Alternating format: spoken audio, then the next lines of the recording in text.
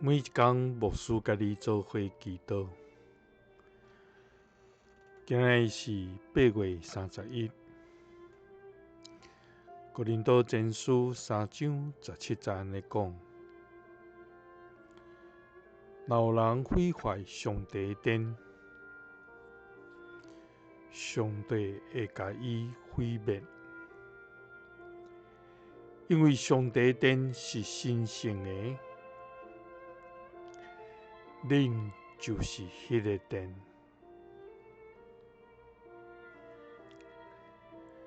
三甲来祈祷，互阮真做圣的天父，阮感谢你，主啊，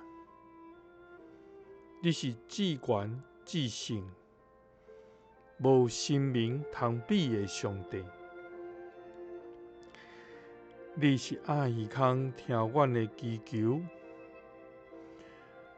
搁监察阮的内心的天父。主啊，你是完全的圣洁无瑕疵，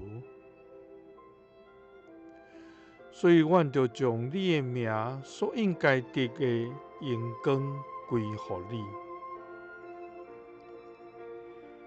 也用圣洁的砖塔来敬拜你。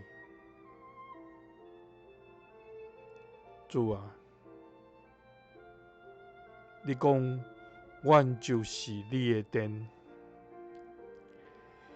因为你的神踮伫阮的内面。总是阮若无圣洁来毁坏这个殿，就你要甲阮毁灭。所以，阮恳求你帮助阮，互阮会晓来追求圣洁，也用清洁的心来伫所行的顶面，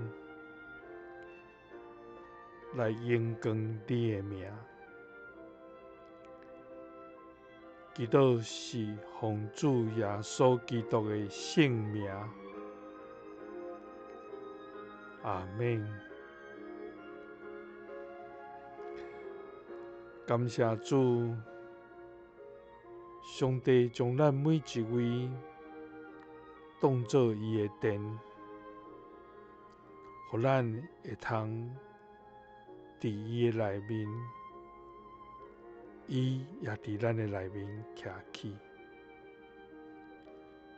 愿主帮助咱追求圣洁的生活，来荣光主的名。耶稣听你，赐你平安。